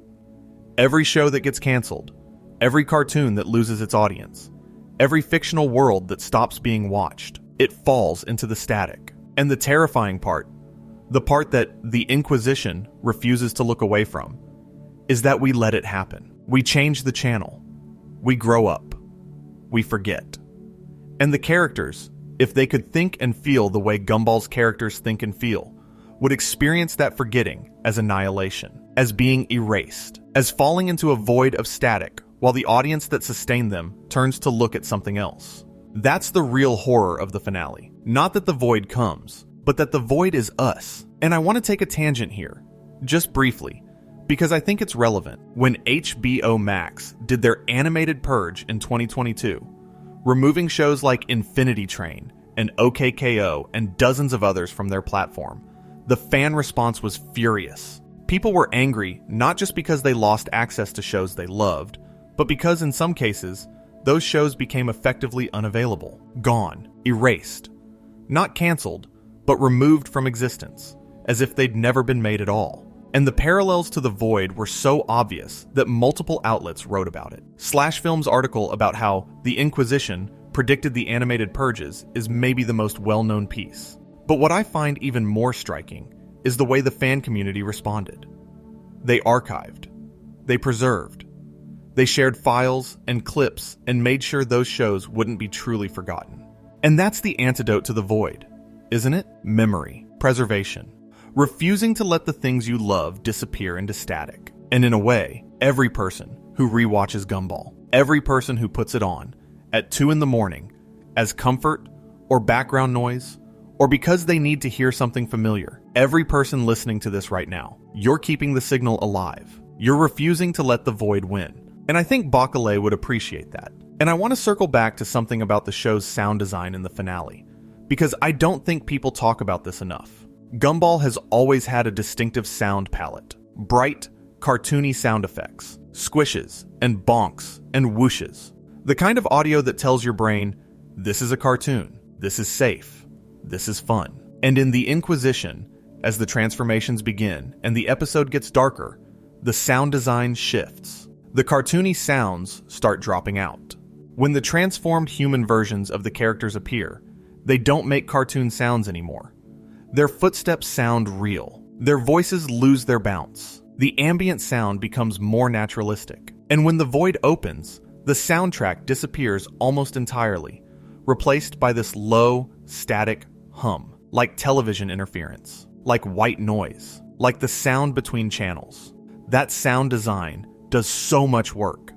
It tells you, on a primal level, that the rules have changed. The cartoon sounds were the world's immune system, and they're being stripped away at the same way the animation is being stripped away. By the end of the episode, the audio world of Gumball, the show, is almost unrecognizable. And that's another way the finale performs its own death. Not just visually, but sonically. The show sounds different because the show is dying.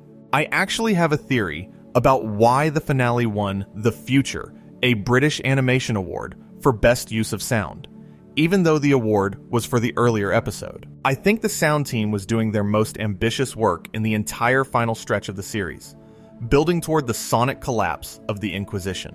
The way The Future uses sound, the static filling Banana Barbera's canvas, the emptiness of the word "there is no future" hanging in the air, that's a preview of what the finale does. The sound team was rehearsing the end of the world. Look, I've been building this argument for a long time now, and I want to try to tie together why I think all of these threads, Rob's arc, the void mythology, the mixed media philosophy, the meta-awareness, the comedy, the tragedy, why I think they all converge in the Inquisition in a way that puts it above any other cartoon finale.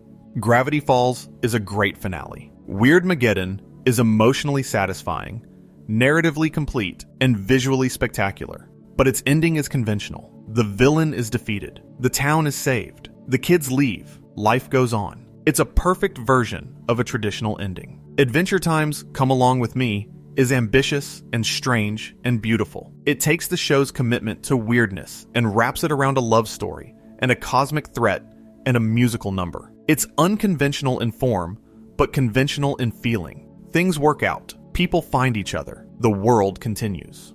Regular shows a regular epic final battle does something surprisingly bold with its time skip epilogue, showing the characters as adults who've moved on. It earns real emotion, but it's still fundamentally reassuring. Things get better. And okay, I know some people might push back here and say, what about Steven Universe? What about The Owl House? Those shows had ambitious finales too, and they did. Steven Universe Future dealt with Steven's trauma in a way that was groundbreaking for children's animation. The Owl House, which was cut short by Disney and had to compress its final arc into 3 specials, delivered an ending that was defiant and emotional and beautiful given the constraints it was working under. These are great shows with great endings. I love them both. But I would argue that even the Owl House's famously truncated ending, which was the result of corporate interference and forced compression, still gives you resolution, still gives you the characters together at the end, still gives you the sense that things are going to be okay, and that's the key difference. Every other ambitious finale I can think of, no matter how dark or strange or compressed it is, ultimately lands on comfort, on reassurance, on okay. And the Inquisition doesn't. It lands on a character falling into oblivion while the world crumbles around him. It lands on it started, and then silence.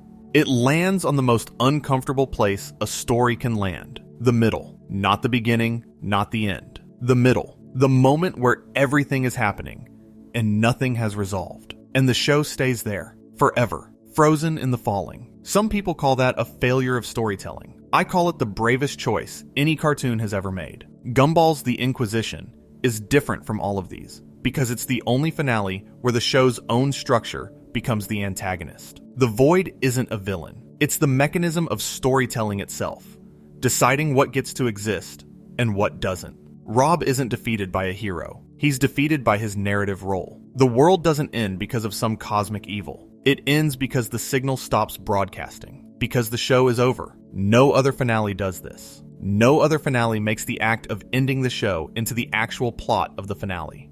No other finale turns the audience's experience of the show ending into the character's experience of their world ending.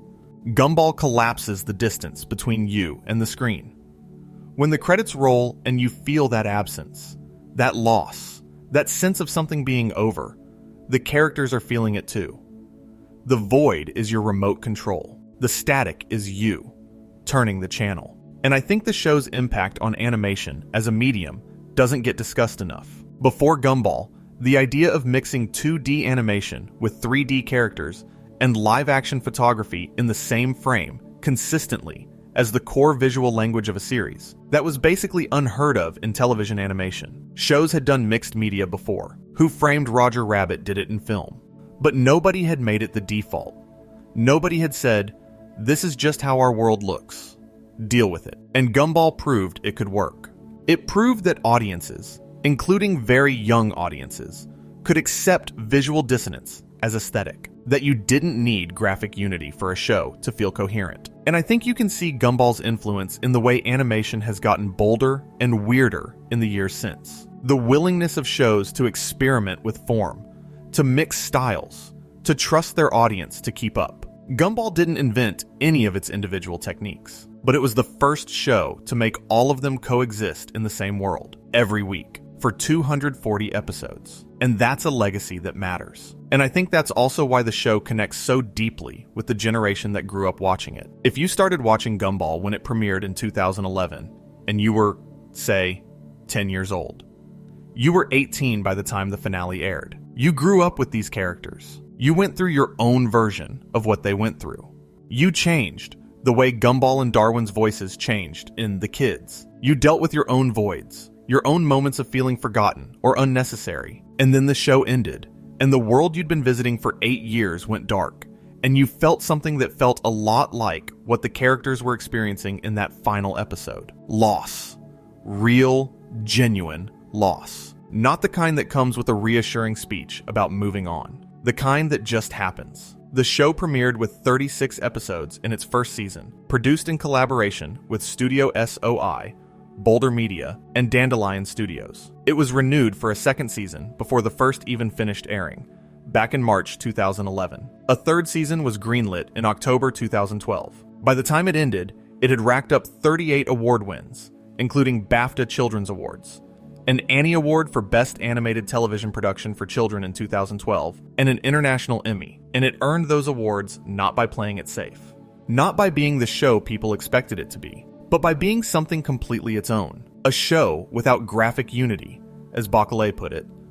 A show that was different by design. A show that took the rejects and made them a family. And I want to say something about the show's relationship with its own audience, because I think that relationship is essential to understanding the finale. Gumball is, at its core, a show that respects kids. Not in the patronizing, sanitized way that a lot of children's entertainment respects kids. In the way that says, you can handle complex ideas. You can handle ambiguity. You can handle darkness. You can handle an ending that doesn't make you feel safe. Season 5 has the most fourth wall breaks of any season in the series. The show was becoming increasingly aware of its audience, increasingly willing to talk directly to the people watching it. And by season 6, episodes like The Vegging and The Shippening are practically in conversation with the viewer. The Vegging asks what happens when the characters refuse to perform. The Shippening asks what happens when the audience takes control of the narrative. These aren't just metagags. They're explorations of the power dynamic between a show and its viewers. Who controls the story? Who decides what matters? Who decides when it ends? And the answer, ultimately, is that nobody controls it. Not the characters, not the audience, not even the creators. Not really, because the show exists within an industry that makes decisions based on ratings and licensing and the cold economics of content production. Backlash announced the show's end in September 2016. He had 3 years to plan the finale, and yet the show still ended because of external forces, because Cartoon Network decided 6 seasons was enough, because the economics of the industry said it was time to move on. The void isn't just a metaphor for cancellation, it's a metaphor for the entire machinery of entertainment that creates worlds and then destroys them when they're no longer profitable. And I keep thinking about how Backlash describes the origin of the show's visual approach. He started with, in his words, a big mashup of 2D, stylized 3D, realistic 3D, and even stop motion. And he thought it looked varied and unusual. And he liked the idea of a show without graphic unity. That's not just an aesthetic philosophy. That's a moral one. The show looks the way it does because its creator believed that different things can coexist, that you don't need uniformity to have coherence, that a world where everyone looks different can still feel like home. And that's what Superintendent Evil destroys. That's what the void consumes. Not just characters, a philosophy, an idea about what a world can be when it stops requiring everyone to look and act and be the same way. And I think that's extraordinary. I think it's the most creatively ambitious thing any cartoon has done with its ending. And I think the reason it wasn't universally recognized as such is because it asks you to sit with discomfort instead of relief. It asks you to not be reassured.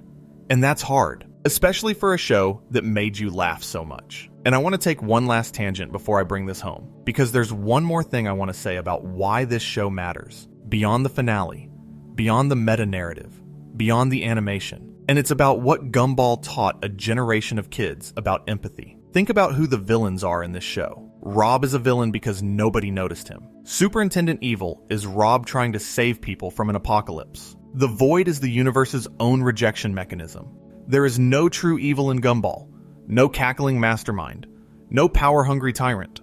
The closest thing the show has to a consistent antagonist is the indifference of the universe itself.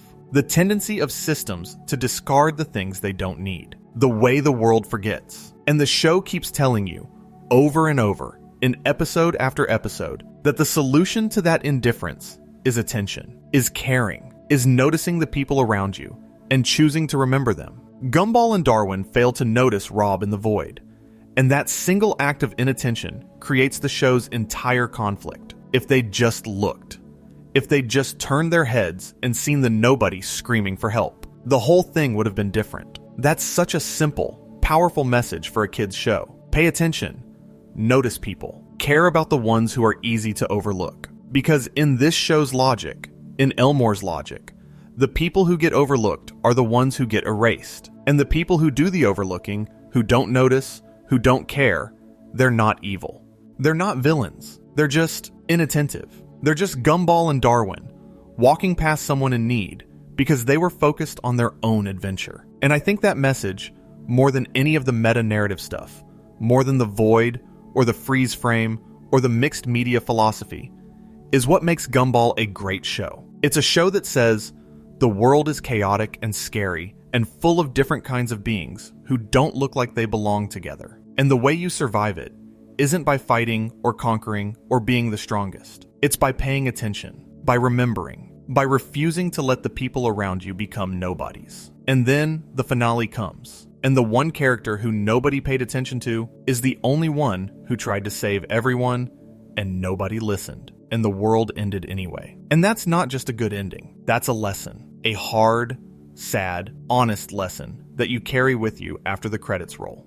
And I realized something while putting this video together that I want to share, because it changed how I see the whole show. I went back and counted. Rob appears or is referenced in about 11 episodes across the series. 11 out of 240. That's less than 5% of the show's total output. And yet his arc is the spine of the entire meta-narrative. The void, the fourth wall awareness, the question of what it means to be a character in someone else's story, all of it runs through Rob. And the show does this with extraordinary economy. Every Rob episode matters. There's no filler in his arc. The void plants the seed. The nobody grows it. The nemesis complicates it. The disaster and the rerun explode it. The X humanizes it. The future darkens it. And the Inquisition finishes it. Spread across 4 seasons, and each one builds on the last with the precision of a well-plotted novel. That's not how children's cartoons usually handle their mythology. Most shows either commit to serialization fully, making every episode part of the larger story, or they keep the mythology confined to a few special episodes that feel disconnected from the comedy episodes. Gumball does something harder. It embeds its mythology so deeply into the fabric of its comedy that you can watch any random episode and enjoy it purely as a self-contained 11-minute comedy. But if you watch them all, if you see the pattern, the comedy episodes stop being separate from the mythology. They become the context that gives the mythology its weight. You care about the void consuming Elmore because you spent 229 other episodes laughing at what happens in Elmore. The comedy builds the emotional investment. The mythology provides the stakes. And the finale is where those two things collide. But here's the final thing I want to say about the Inquisition, and it's the thing I keep coming back to. The thing that makes me think about this ending at random moments long after the credits have rolled. And I want to mention one more thing before I bring this all the way home, because it connects to everything I've been saying, and it's something that I don't think gets enough credit in discussions about the show. Gumball's music. The show's score, composed primarily by Ben Lockett, with additional work from various composers throughout its run, is quietly one of the best in children's animation. It ranges from cheerful ukulele-driven themes for the everyday comedy to genuinely haunting ambient compositions for the darker moments. And in the finale, the music does something remarkable. As the transformations escalate and the horror of what's happening becomes clear, the music doesn't go big. It doesn't swell into an epic, dramatic climax. It retreats. It gets quieter. The instrumentation thins out, and by the time Rob is alone on the floor of the school, looking at the void opening beneath him, the music is almost gone. Just a low tone, an absence where melody used to be. And that absence is devastating, because for 239 episodes before this one, there was always music, always a soundtrack telling you how to feel. And in the finale, the show takes that away too. It strips the music the same way it strips the animation, the same way it strips the cartoon sound effects. Everything that made this show what it is gets removed, layer by layer, until all that's left is static and silence, and one character falling. The show was built on rejected characters. Ben Backlash took designs that nobody wanted and gave them a world. He took the mistakes, the leftovers, the discarded ideas from failed pitches, and he built a town where they could all coexist. Elmore is a sanctuary for the unwanted. A place where a cloud can be friends with a dinosaur, can be friends with a banana, can be friends with a balloon. Where nobody gets rejected for being different. Where graphic disunity isn't a flaw, but a feature. And the void is the thing that rejects the rejected. The thing that says even this sanctuary isn't safe. That even in a world built for outcasts, there's a force that will come and take them away. And the Inquisition is the moment that force finally wins. The sanctuary falls. The rejected are rejected again. But you know what? The show existed. For 240 episodes, across 6 seasons, from May 3rd, 2011 to June 24th, 2019, Elmore existed. The characters lived and fought and loved and were ridiculous and were profound and were cartoons. And the void can take the world, But it can't take the fact that it happened. It can't erase the episodes you watched. It can't static over the jokes that made you laugh, or the moments that made you feel something unexpected for a show about a blue cat. And I think that's what the freeze frame is really about. Not the fall, not the void, but the fact that the image exists at all. Rob, frozen in that last frame, is still there, still fighting, still falling, never landing, suspended in the moment between existence and oblivion. And as long as someone watches that episode, as long as someone remembers that image, he hasn't fallen yet. The show gave him one last gift, not a rescue, not a happy ending. An image, a single, permanent, frozen image that says, I was here, I existed, I mattered. And I want to spend a moment here just acknowledging something about the way this show handles its background characters, because I think it speaks to a generosity of spirit that makes the finale's darkness even more affecting. Gumball has one of the richest ensembles in animation. Not just the Watterson family, but the entire town. Carrie Kruger, the emo ghost girl, Leslie, the sentient flower, who is Penny's cousin, Tobias Wilson, the rainbow-colored jock, Banana Joe, the irrepressible class clown, whose every appearance involves at least one banana peel gag, and whose mother can literally paint the future, Mr. Small, the hippie school counselor, Miss Simeon, the eternally angry ape teacher who has been teaching at Elmore Junior High for quite possibly millions of years, Principal Brown, the hairy slug thing, Ocho, the 8-bit spider, who is essentially a video game character walking around in a mixed media world. Every single one of these characters has episodes dedicated to them. They have backstories, relationships, running jokes. They have enough development that when you see them transformed into generic humans in the Inquisition, it stings, because you know them. You remember Banana Joe's personality. You remember Carrie's deadpan humor. You remember the specific shade of rainbow that makes up Tobias's head. And watching all of that get homogenized into one uniform style,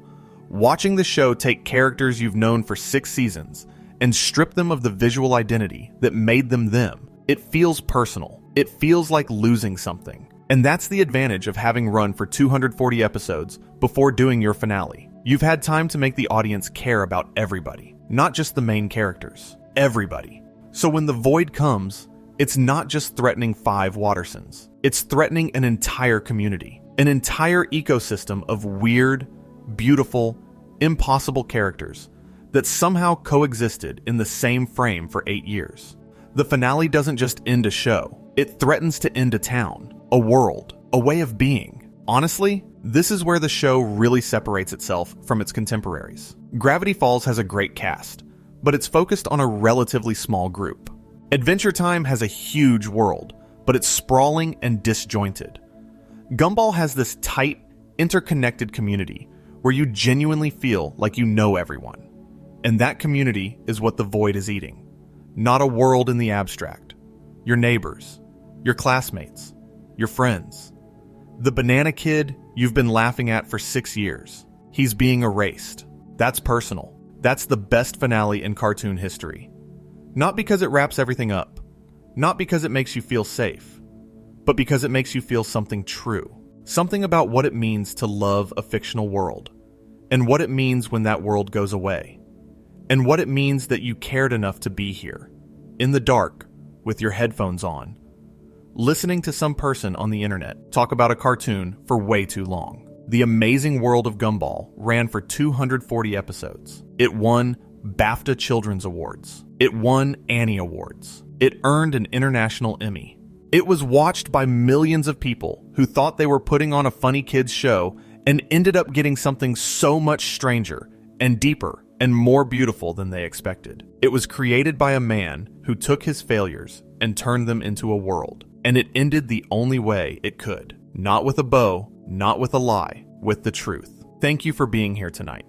I mean that. Whether you watched Gumball growing up, or you're just discovering it now, whether you love the finale, or you're still not sure about it, thank you for giving this show and this argument your time. And if you want more of these, if you want to keep going down the rabbit hole with me, subscribing really does make a difference. It helps us keep making these for you. It keeps the signal going just a little bit longer. And honestly, I think that matters more than you know. Good night, everyone. Sleep well.